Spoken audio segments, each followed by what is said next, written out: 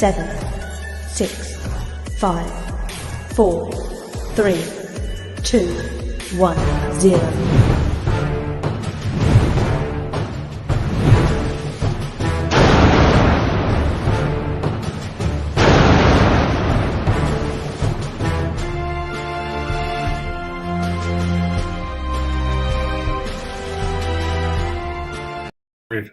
Welcome to Mayhem.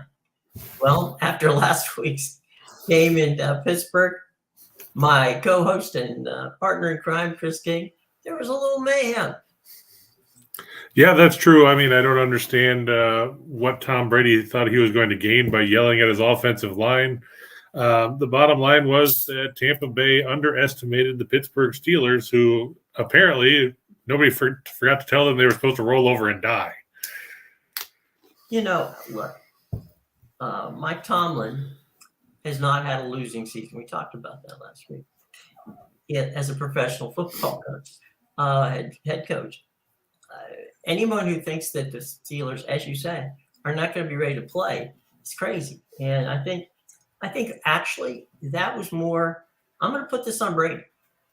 I think Tom Brady now. And look, I do not know. I'm not going to play TMZ. I'm not going to go out on this, out there where the buses don't run, right? I'm not going out there. What I am saying is focus is important. And it doesn't look like in the last couple of games that Tom Brady's focus has been on the Buccaneers. Now, look, you and I, Chris, we've been around professional sports for a long time. Let's put it that way. And I'll put it, in my case, 40 plus years. You can come out with a stomach ache. You can come out with, you slept badly last night. You can come out, you had a fight with your girlfriend. You can have trouble at the house. Maybe it's a kid that's ill. There's any number of reasons why focus can get off. But whatever it is with Tom Brady, focus is off. And right now, they're going to Carolina. They're going to play a Carolina team that just traded away Christian McCaffrey, which is, on the upside, a good thing for this game. It makes the 49ers better. True. But under the circumstances, you got to get, it's cliche, I know, but you got to get focus again, one game at a time, and you're at 3 up and 3 down. But you're now at that point in time where the majority of your 11 games left are played against teams that are, you should beat them. And they have a couple of games that are tough. But the rest of it, this team should easily cruise to 10 wins and 10 wins in that division, barring some sort of, miraculous turnaround, is going to win the division. Right. And the problem with that theory is what you just said. They're teams you should beat, but we said that last week. And we said that against the Falcons, and they nearly let Atlanta come back to beat them in that game as well. Mm-hmm. There just doesn't seem to be a killer instinct. You heard Todd Bowles during the week talking about how anybody that's living off the Super Bowl is living in a pipe dream. Mm-hmm. And that's true. We've seen that with the Rams. Everybody talks about how the Rams were great. And, you still see people on Twitter talking about how the Rams are this great football team. But this is a Rams team that struggled to beat this same Carolina team a week ago and is sitting at 3-3. And the NFC as a whole seems like nobody wants to win football games. You look around, Green Bay lost to the Jets, and, that had to be a real punch to the gut for Bill Bender, who was here with us last week too. Right.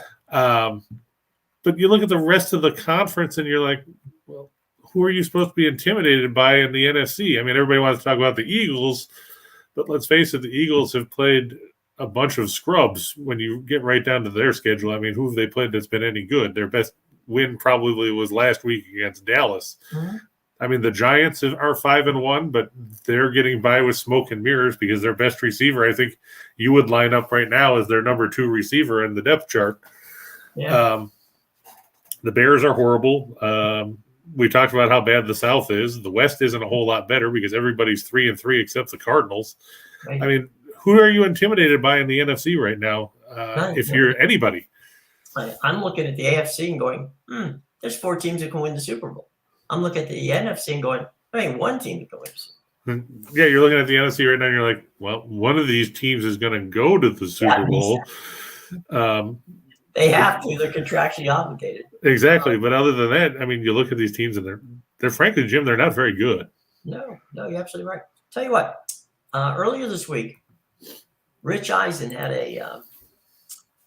an observation on Carolina.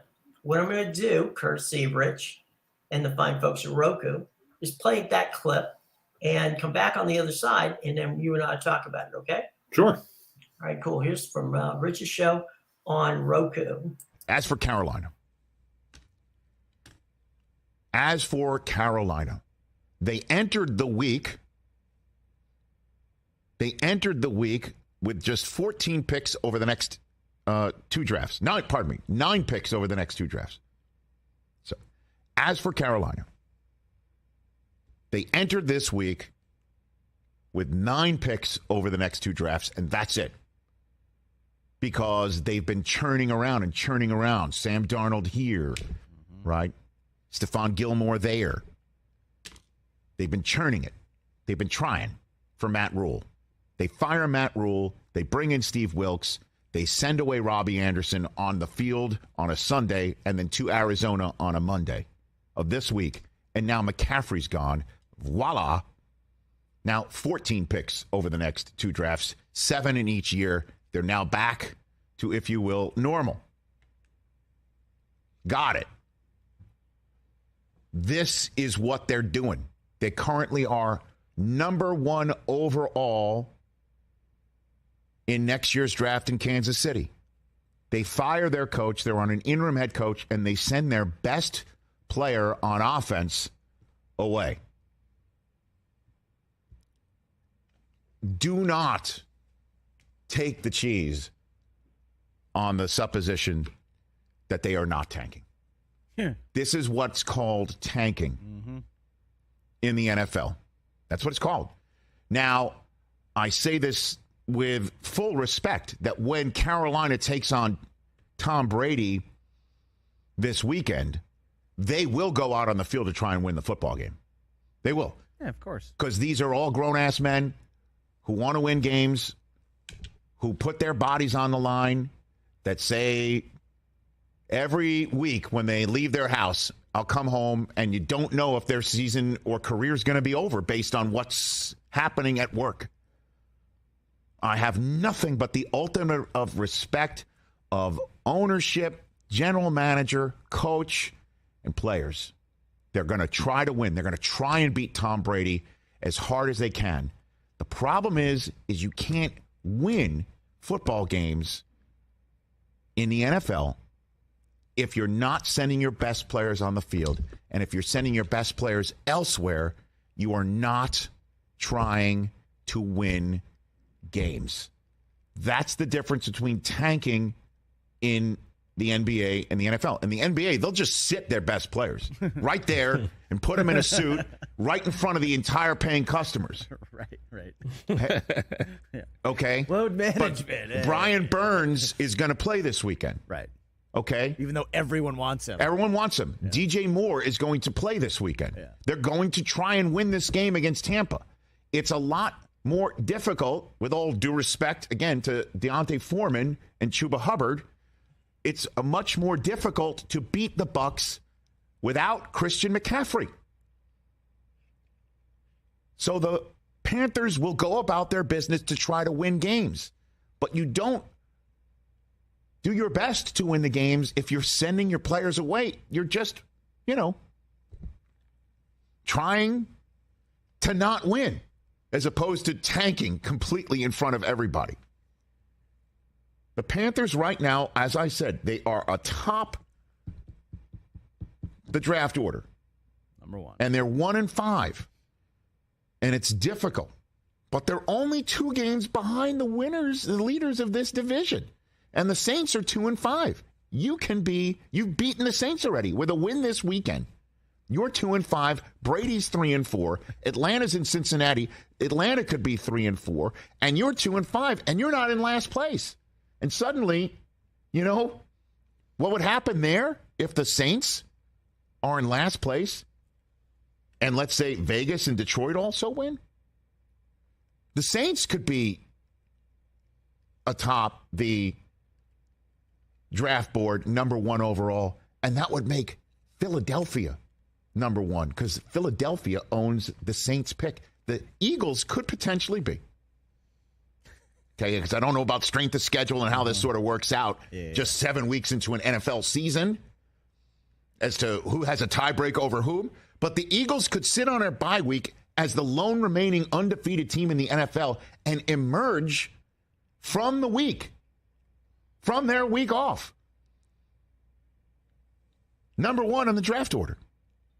Now then, that's a large if because Carolina is in the middle of a season, 2 weeks before the trade deadline, announcing to everyone who wants anybody. You want to overpay for somebody or you want to pay us a ton of draft choices? Sold.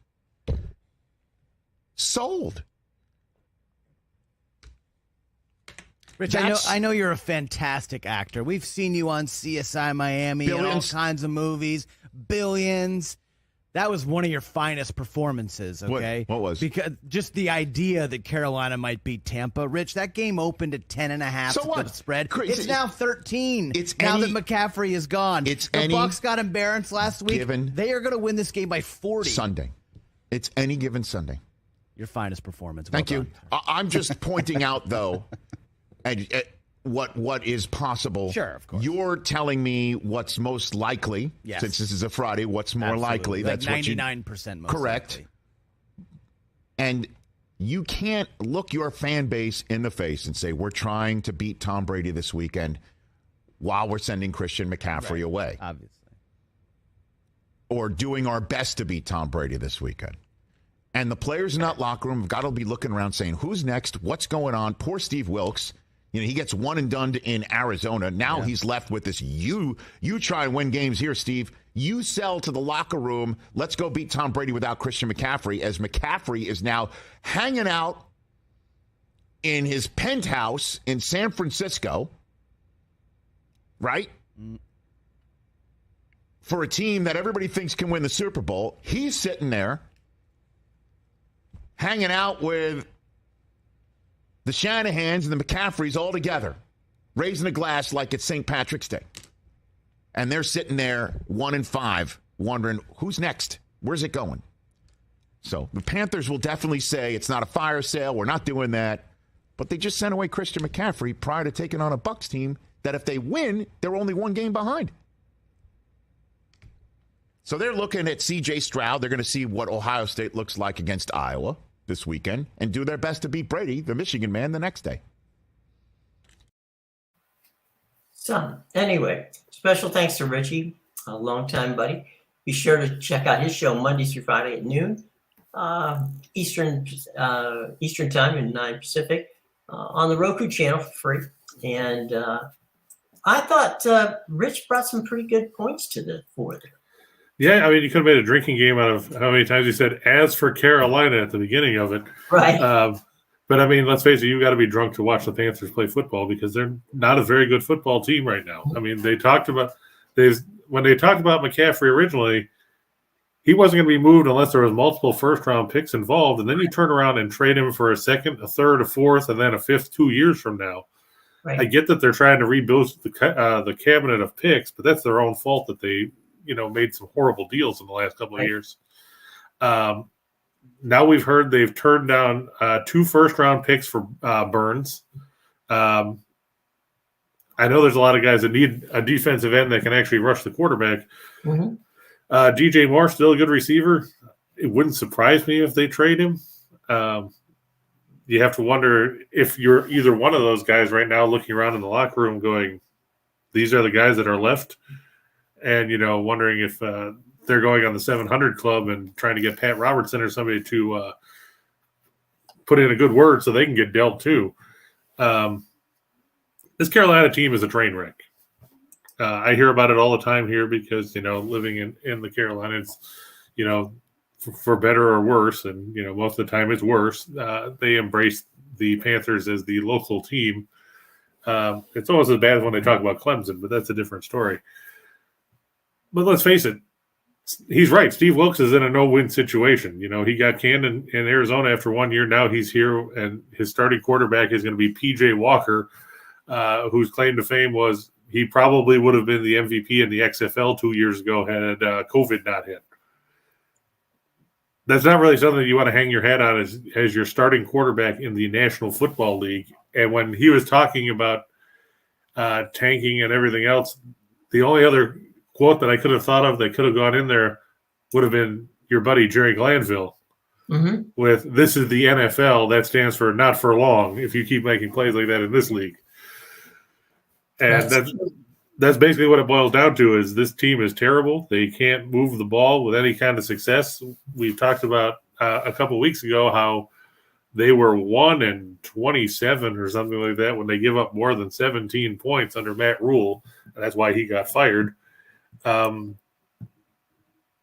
not going to be any better at this point when you traded away your best offensive weapons. Right. Well, weather is not going to be a problem, although it is a bit of a problem here on the 95 quarter.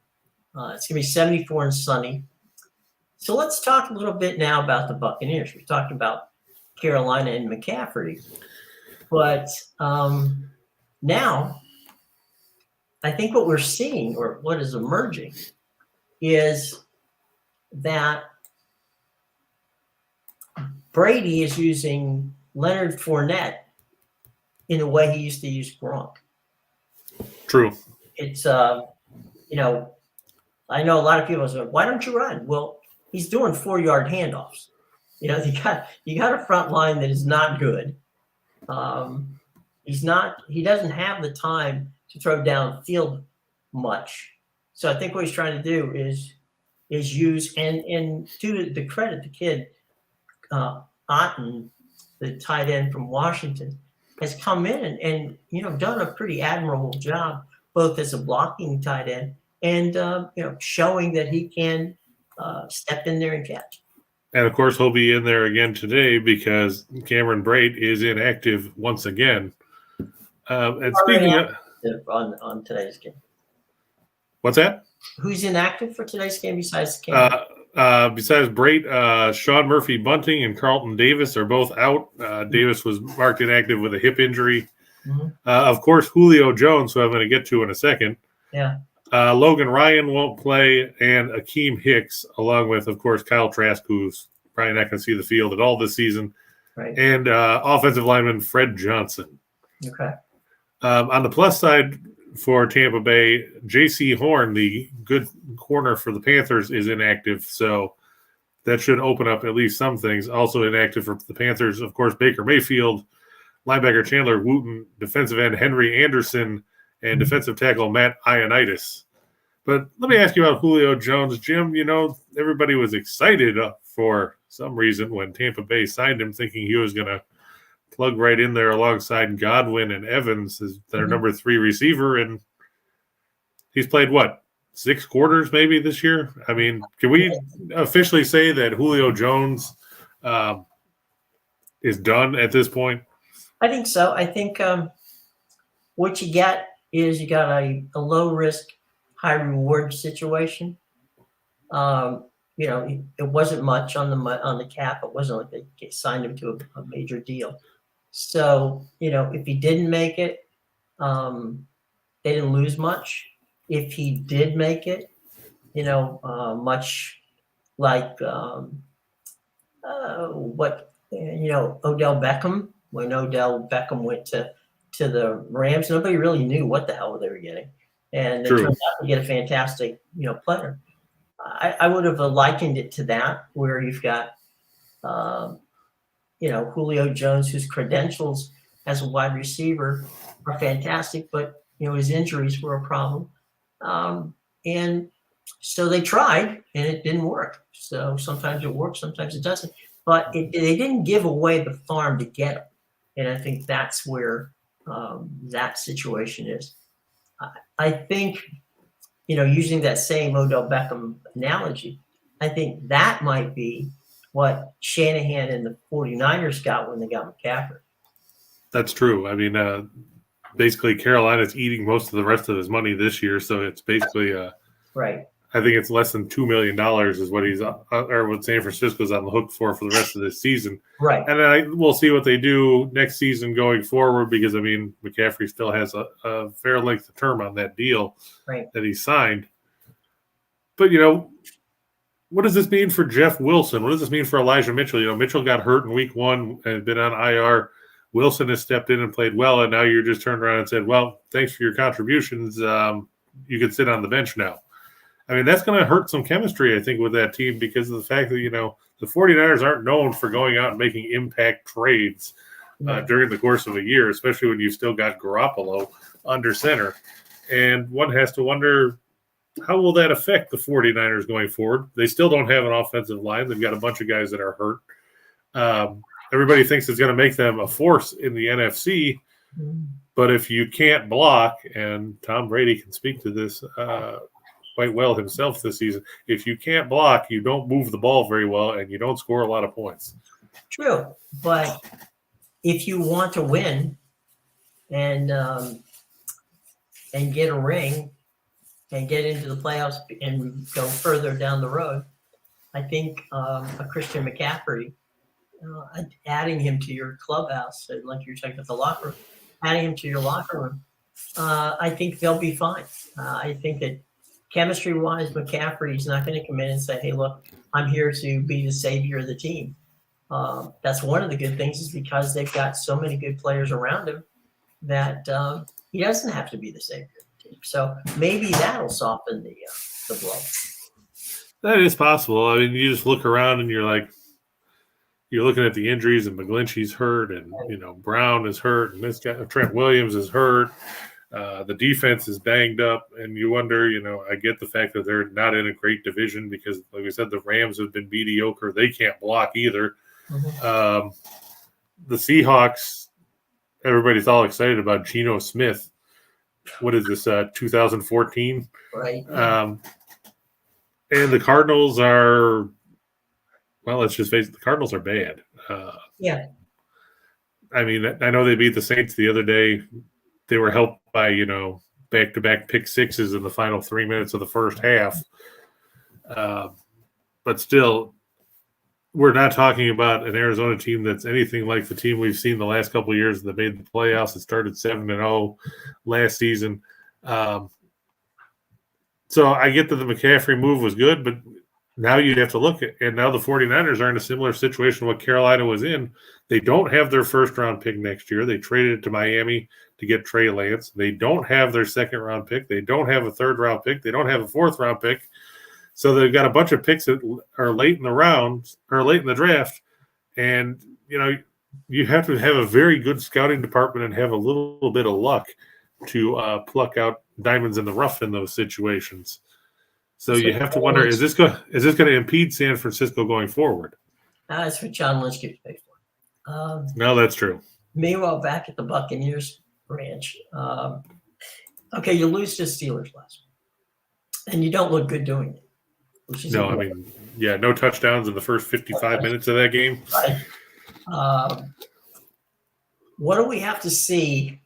What are your keys to a Buccaneer victory over a Carolina team that, is really not, as Rich said in his diatribe there,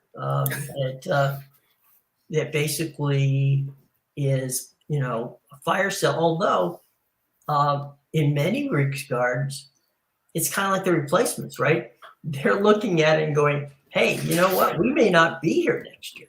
So they're playing for jobs, and they want to win this game. You got a team where the Buccaneers, one game at a time, one play at a time situation.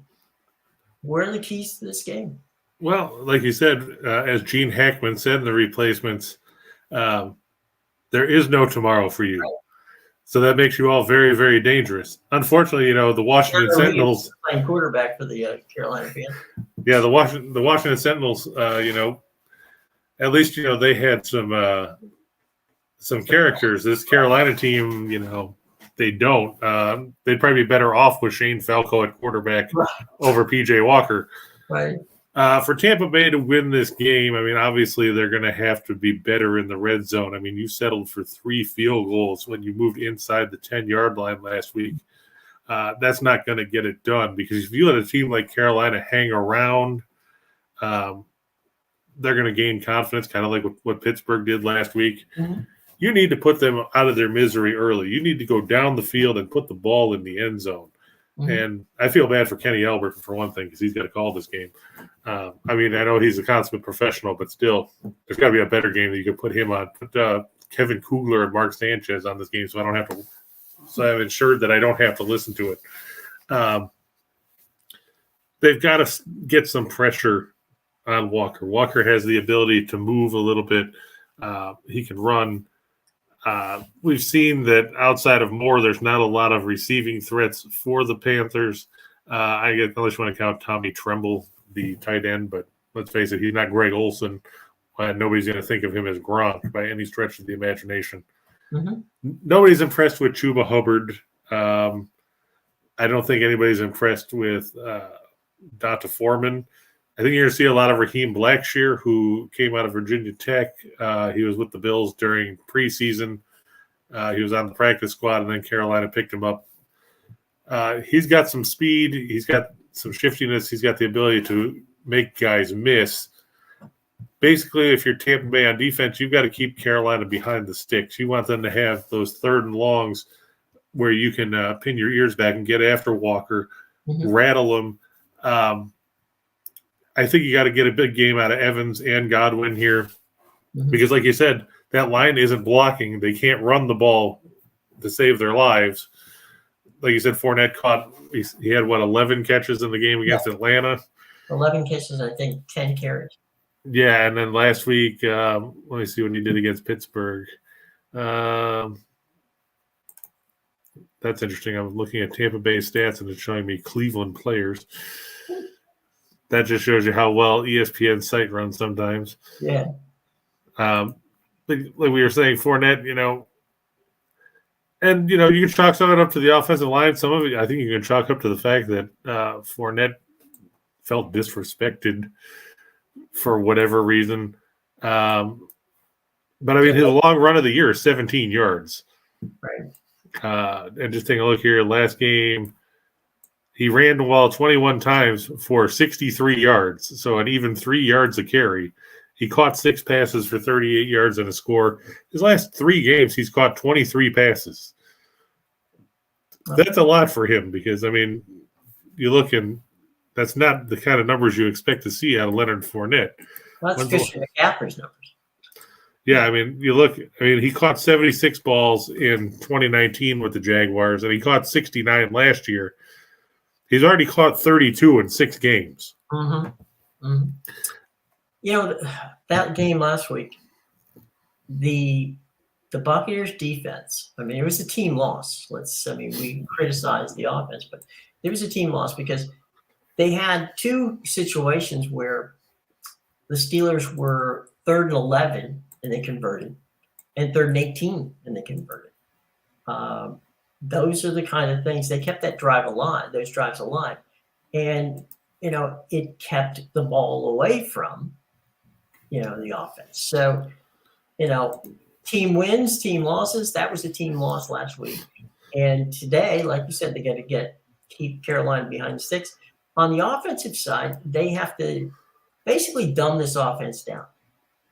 It's got to be run the ball, get a little of the run game going, try to do some play action passing. The offensive line isn't that bad, and they're good enough to beat Carolina. And if they don't, if this Carolina game is close, that's something that would concern me about the Buccaneers. Oh yeah, for sure. I mean, you're looking at this is a team that they, like they said, the line went to 13 points.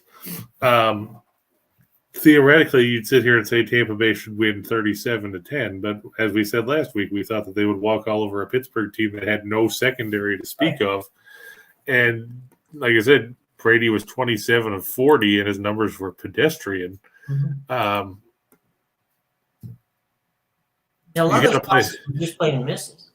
Yeah, I mean, you got to play better You got to play better football than that. I mean, and you said it was a team loss. Let's not forget that you have an 89-yard kick return that set up a field goal as well. So you're right; they lost in all facets of the game, but that's not something you would have expected. And you have to wonder, would this have happened if Bruce Arians was still the coach? And I don't have anything against Todd Bowles; he's a great defensive mind. But Arians seemed to have a tighter rein on this team where he could reel them back in when they were, floundering around like a kid with a fidget spinner. Let me say something about BA. No. There would have been a 20-minute rant in which things would have been thrown, stuff would have been broken. No, there would not. He would have gone out in the press conference and blamed players. As you remember last year, when they screwed up, there was a lot of people going, "Wow, we have a coach who criticizes Tom Brady." Well, he criticized everybody. I mean, he was an equal opportunity criticizer. He got Was it Pittsburgh last week where he got the penalty on the sideline? Yeah. Okay, so he wasn't. He's not even a coach. He's standing there as an advisor, and he got a penalty on that. So do I think Todd Bowles is a good coach? Yes, I think that Todd's fine. There's not a problem there. But the personality difference, yeah, there's a hell of a personality difference. Bruce Arians is not a warm and fuzzy guy when it comes to losses. He hates to lose, and he's going to let and everybody in the entire on the entire planet, offensively and defensively, who screwed up. And some players like it, some players not so crazy about it. But Bruce Arians is different. It's a personality situation. Does that make him a better coach? No, it just makes him a different coach. Well, but I mean, having that accountability is probably something that's been a little lax this year, wouldn't you say? Seeing the way things have gone? Mm-hmm. Now, would you rather have Todd Bowles or the late Sam Weish? Todd Bowles is fine. I was never a very big Sam Weiss fan. God rest his soul.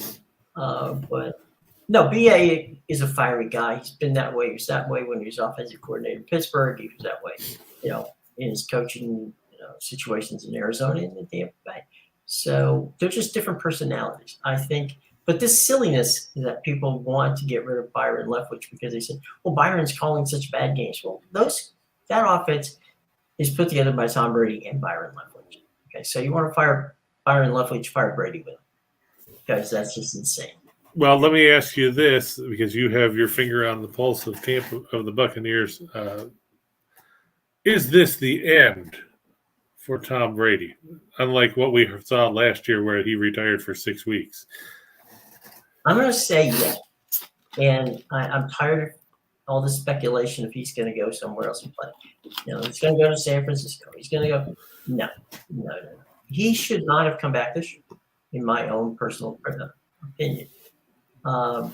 If you walked away last year, right, he would have won a Super Bowl. And in his last game as a pro, he would have thrown – his last pass would have been a touchdown pass to Mike Evans. His last handoff would have been a touchdown tying handoff to Leonard Fournette, and he loses in the final 49 seconds to a Rams team that goes on and wins the Super Bowl. That, legacy-wise, that's not a bad final chapter. This has the potential of not being a fun final chapter to his legacy. And there's a lot of, as I said before when we started the show, a lot of TMZ type junk that goes out there. I'm not going to sit here and go through it. I don't care. I don't know what's true and what isn't true. All I know is focus is important, and Tom doesn't have it at the moment. And how this ends up, will the Buccaneers make the playoffs? They will make the playoffs because the division they're playing in is horrid. Okay. Will they go any further than the first round? Who knows? But all we know right now is this is game 7, and it's Carolina, and it's a team they should beat. And as we said before, there's every reason to believe they can, but will they? And I don't think it's the third. If it were me, and you were the expert on this, my friend, I'm not a 13 point favorite for giving points on that one. Carter's with us. Let's add Carter to the mix. Hey, Carter, how you doing? Hey, I'm doing well. How are y'all doing?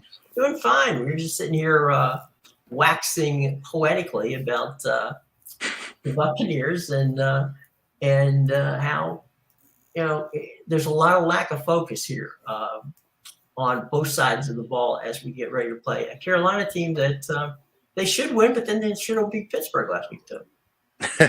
Yeah, that's a great point. There certainly seems to just be a lack of cohesion, a lack of focus is a great way of putting it. Yeah, I mean, everyone talks about the Tom Brady going to the wedding last weekend, but I don't know. I mean, it's just kind of a combination of a lot of different things for sure. But yeah, Carolina's got its own set of problems. They're on an interim head coach. Guys are being traded out the wazoo. Guys are getting kicked off the sidelines. So, there's the report that Brian Burns was apparently not offered, but someone offered 2 firsts for him and they said no, apparently, according to Adam Schefter. I don't know how you say no to that, but that's just me. How do y'all feel about I know y'all might have already discussed it at this point, but how do y'all feel about the Brian Burns rumors? Oh, we talked about it. It's, the deadline's still coming. It isn't here yet. And although the NFL trade deadline is not like the Major League Baseball trade deadline, look, they will decide what are you going are we going to get 2 first-round draft choices, and will that help us? I mean, it's not going to hurt them, but what happens to this? What happens to this locker room? I mean, it's something that Chris had talked about. Getting rid of McCaffrey. All right, you're kind of bailing on it. We had Rich Eisen talking about the fact that he thought that it was a tanking situation, not actually tanking. They're going to try to win games, but it's hard to win games when the players you have, are fill in the blank. And so will they? I mean, they can certainly pull the trigger, and they don't have to do it now. They can do it in a few days and still pull it off. I don't think they're going to do it, but they certainly have the opportunity to. I think that the McCaffrey thing is going to shake the fan base to a point where following up and doing that might just crack that fan base. Yeah, I mean, and they're not going to trade Burns because you have to remember he's only making $2.34 million in base salary this year. Right. Even if you trade away for 2 firsts, you're not going to save any money. Granted, he's up for an extension at the end of the year, and there's a whole bunch of guys that are up for extensions. You got Nick Bosa's up, so is Bradley Chubb. All those guys that are big pass rushers that are going to command 8-figure plus salaries. What's 2 firsts going to do you? I mean, it's not going to bring you in an impact player right now. And like Jim said, that fan base is so disgruntled at this point that if you make that move and you deal away probably your best defensive player, you set yourself up for a rough go over the next couple of years. Carolina's also said they're not going to trade DJ Moore. I'll believe that when I see it. They say they're not going to trade Derek Brown, and they're not going to trade J.C. Horn, who's not playing today. But, the 49ers, or not the 49ers, I'm sorry, because we were talking about McCaffrey, but the Panthers have to do something to earn some goodwill from the fan base. And if they deal Burns, it's all gone. Right. Let me ask you guys this question. We've talked about other people making trades. Do the Buccaneers make a trade before the deadline? Well, what are you going to trade? I'm saying, is there someone you want that you can get? Well, that's the tough part. I mean, what does Tampa Bay want besides somebody that can actually block? Yeah. I mean, you could get Austin Corbett from the Rams maybe, but he's their only good offensive lineman that's left after Noteboom got hurt. But Tampa Bay needs well, that's true. But Tampa Bay needs some offensive linemen. I don't know who else or where else you would try to shore up. I mean, they've got a good defense. I know people are saying Akeem Hicks was a bust because he's been hurt. But, if he comes back in the second half of the season and shores that up alongside Vita Vea and all those guys, then nobody will be talking about how he missed 4 or 5 weeks of the first half of the year. I'm just not sure where you're going to get an upgrade if you're Tampa Bay, other than the offensive line. Right. Well, just throwing it out there, boys. We've got. I'll tell you what. We're at that point in time where we got about 10 more minutes before we get going. Let's do a lightning round and go through the games for today. Okay. We'll come back to the Buccaneers game. Bingo. Let's go. Green Bay, Washington. All right. Carter, we'll let you go first on this one. Chris, you're ready. Okay. Give me some one-liners on this one, Carter. Oh, man. Taylor Heineke gets sacked 4 times. In a loss, I assume? Yeah, in a loss. Yeah, I think Green Bay dominates this game. Washington's bad enough without Carson Wentz being hurt, but yeah. Go ahead there, Chris. You got it. I was going to say, don't sleep on Heineke, though, because, he got this team to the playoffs a couple of years ago, and Tampa Bay fans remember how Taylor Heineke gave the Buccaneers all they wanted in the wild card round. I don't think Washington's going to win. I think Terry McLaurin will have a better game than he's had most of the year because Carson Wentz couldn't hit water falling out of a boat half the time when he was throwing passes. Green Bay, they're going to have to throw the ball. Washington is, I think, 4th in the league in rush defense. They haven't been able to run the ball with Aaron Jones and A.J. Dillon all year. Hopefully Green Bay doesn't get caught looking ahead because next week they go to Orchard Park on Sunday Night Football. The Packers need this win, especially after losing to the Jets. All right, moving on. Jacksonville against the 5-1 who knew Giants. Yeah, I got the Giants. I think Saquon has a huge game. That Jacksonville defensive line, other than Josh Allen, it's suspect at best. And the Giants defensively look really, really good. They look impressive. They've got, the 2 youngsters, Ojulari and Thibodeau, coming off the edge. So I think the Giants have this one, and I think Saquon has another huge game, just continuing that trend. Chris, you're up. Well, the bad part about that is Ojulari's on IR. He hurt his calf during the week, so he's out. But I still think the Giants are the better team. Jacksonville has looked rather – somebody asked me this week, do we consider Jacksonville a fraud based on what they did the first couple of weeks of the season? That's not fair. Yeah, I don't think you can call them a fraud. I think, to quote Dennis Green, the Jaguars are who we thought they were. They're not very good. They've got some pieces in place, but you have to remember they spent roughly $3 zillion in free agency because they had to overpay to get guys to play for their team. And, it takes time to put that together. They just gave up 34 points to the Colts, a team they shut out in week 2. The Giants, offensively, they're doing it with smoke and mirrors. Outside of Barkley, can you name anybody else that's a skill position player that's actually playing? Probably not. But Brian Daboll has this team. They've bought into what he's doing.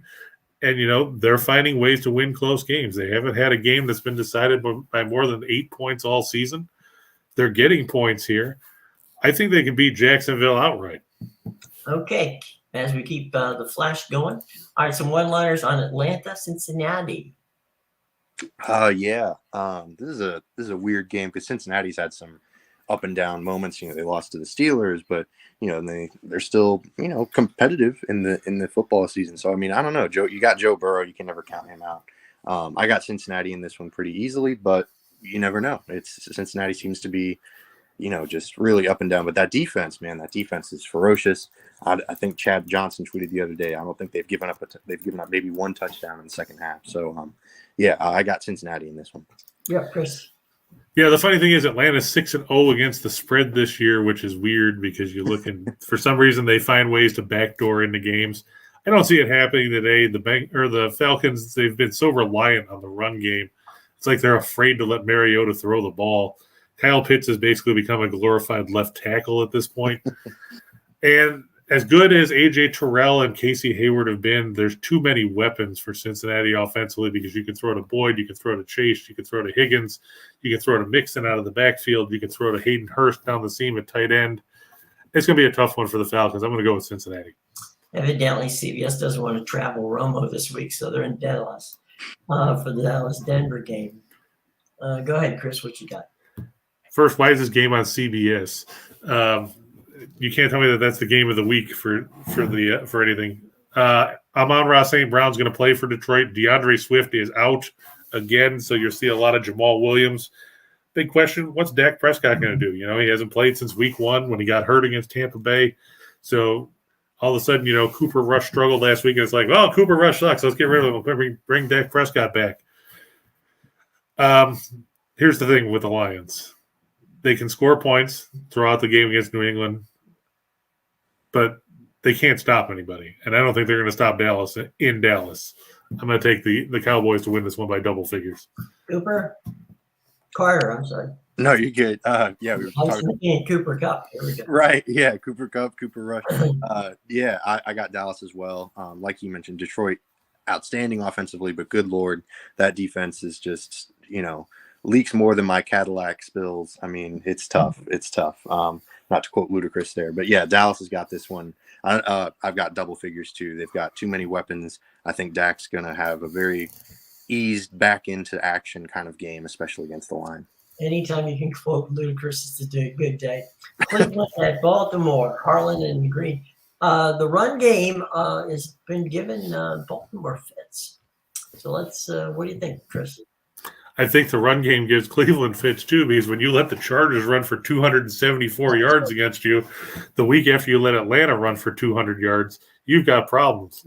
This Cleveland team, everybody's going to say, well, if Deshaun Watson was here, it would be a different story. No, it wouldn't. Let's face it. The Browns still have interceptions. Well, true, but you're looking at a team that's not very good. I mean, let's face it. They don't have Denzel Ward today. He's out again. Just taking a look at who else they have inactive here. They're missing a couple offensive linemen. Wyatt Teller's not playing. That's a big blow. Baltimore, if there's one thing you can say about the Ravens, they've had Cleveland's number since they, took the old Browns with Art Modell back in the 90s. Cleveland's just not a very good football team. Baltimore, sure, they've blown double-digit leads in all 3 of their losses. I don't think we're going to have that problem here. I think you're going to see a lot of Lamar Jackson running the ball, a lot of Lamar Jackson throwing to Mark Andrews, a lot of Gus the Bus, because Gus Edwards is back this week. Now that J.K. Dobbins is hurt, you're going to see the 3-headed monster of Edwards, Jackson, and for some reason Kenyon Drake, because all of a sudden he thinks he's good again. And Cleveland is in trouble. They're going to be 2-5 after this one. Wouldn't be surprised to see the Browns completely fade into obscurity. Okay, we're going to jump ahead to the good games. Kansas City's at the aforementioned new home of Christian McCaffrey, the San Francisco Giants at Levi. Yeah, McCaffrey's supposed to play too, which is going to be interesting to see what kind of impact he has right out of the gate. Of course, since Kansas City lost last week to Buffalo, which was always entertaining, watching Patrick Mahomes throw an interception in the final minute. The question is the 49ers defense going to be healthy enough? And I don't know if it is, because, you look at all the guys they're missing, and it's tough to hold Kansas City in check when you're missing, half your defensive line and 3/4 of your secondary. You look at the depth chart, and you're seeing, Armstead is already out. Bosa's still on IR. Or no, sorry, that's Joey Bosa. Kinlaw's on IR. Travarius Ward is questionable. Hufanga is questionable. Jason Verrett's on IR. Mosley's on IR. I don't think that the 49ers have enough defensive impact players to keep Kansas City in check. How many people do have impact players to keep Kansas City in check? There's some. Even the Raiders kept Kansas City in check for a good part of that game before the officials kind of, gave it away for them. And the Chargers held them in check. The difference in that game was a pick 6 late in the fourth quarter. Well, Kansas City usually gives people nightmares, and I think that. But it's not the same Kansas City team that it was a year ago with Tyreek Hill. They don't have that game breaker. No, but Juju Schuster's not doing a bad job in there. And, yeah, but would you rather have Juju Smith-Schuster running out of the slot, or would you rather have Tyreek Hill? Anybody in their right mind would rather have Tyreek Hill. Okay, I'm not saying. I'm just saying. But let me just put it this way. They're the second best team to a team that plays in Orchard Park, New York, okay? In my estimation. Carter, you got it. Go ahead. Yeah, I'm with you, man. I'm with you, Jim. I think Kansas City's got a monster offense. Travis Kelce is playing out of his mind right now. He's kind of playing like a vintage Gronk. Although I should give Travis Kelce more credit. He's his own player. But yeah, he's been outstanding. He's my starting tight end in both fantasy leagues that I own, and whew, man, that's been a godsend. So yeah, I mean, Kansas City, I think Kansas City got this one. Like y'all have been talking about, there aren't very many teams that have enough star players on the defensive end healthy that can stop the Kansas City Chiefs, but especially right now, not with San Francisco with all their injuries. So yeah, Kansas City into this one pretty easily. Not sure why this didn't get flexed. It's Miami and Pittsburgh. Maybe because the Yankees are playing tonight. I don't know. But for some reason, this one didn't get flexed. Miami and Pittsburgh. Now, my understanding is Tua was cleared, but not to play. Is that how it worked? Last I heard, he was supposed to be in line to start this week. It'll be interesting to see how he holds up. I'm a bit concerned that he's going to get brained again, and to suffer what would be, whether they want to say he had a concussion in the Buffalo game or not remains to be another thing. But let's face it, he's missed the last two games. He's supposed to play here. It's going to be interesting. It puts Tirico and Collinsworth in a difficult spot, because how do they talk about what happened to Tua, and how do they react if he gets clobbered again by someone like Cam Hayward or somebody like that? Right. Well, and then Monday night, these two teams are playing because they're contractually obligated. Now Chicago at the Patriots. That's not necessarily a game that I would want to waste my time on. So anyway, boys, we got about 5 minutes. Final thoughts. I'll give you first up on the final thoughts as we head into week 7, and then, as silly as it sounds, an important game. Yeah, I mean, you looked at the schedule and you thought, oh man, Steelers and Panthers, those are two gimme games. They're going to be able to, especially Falcons, Steelers, Panthers. That's a 3-game stretch that the Bucs are going to be able to take care of, and it's kind of a question mark. That it came down to a weird roughing the passer call against the Falcons, and then they lose to the Steelers, and so now they have to face the Panthers. And I mean, you hate to put it like that. They have to face the Panthers, but it's just, normally we'd be saying, oh, they get to face the Panthers, they get to beat the crap out of them, but we don't know anymore. And it's kind of a difficult situation they've put themselves in. It's a must. I don't want to say a must win this early in the season, but if they lose this one, it's going to get difficult.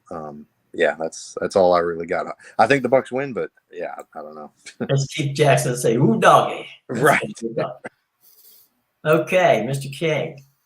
Yeah, I think that this is the game where Tampa Bay, maybe they learned something from last week where you can't just show up. I mean, as Pat Toomey said, and as Rich Eisen pointed out again during that clip we saw earlier, on any given Sunday, anybody can beat anybody. Unless you're a 1-5 Carolina team that traded away 2 of your best offensive players in the past week. Let's face it, the Panthers are not very good. They're starting their 3rd-string quarterback, their 2nd-string running back, if you want to call them that. Their offensive line isn't good. They're minus one of their best defensive players. I said it last week. I said they should have trounced Pittsburgh, and they didn't. I think they win this one. I don't know if they're going to cover 13 points, considering how poorly we've seen them execute offensively. But I think they'll win by at least 10. Now, there you go. At this point, that a win by 3 is good. But we definitely want to see a win. Carter, real quick, shameless plugs. Where can we find you? Oh, yeah. I'm one of the co-hosts on RBLR Sports Podcast. You can check me out there. I'm also writing for Creative Loafing, so check me out there as well. Thank you all so much for having me on. I always love chatting it up with you guys, especially before the game. You're always welcome to hang out with us, Carter. I appreciate it. Hopefully we're talking next week after a Bucs win. It'd be pretty depressing if we weren't. So yeah, y'all have a good Sunday. All right, buddy, hang with us. Chris, shameless plug for you. Now we know, come on, push that those picks where we can get them. And also, I mean they're on the expert section of winners and whiners. I've been there since, I think I've been there so long I owe Moses $1, but let's face it. Yesterday was a good day on the pick side.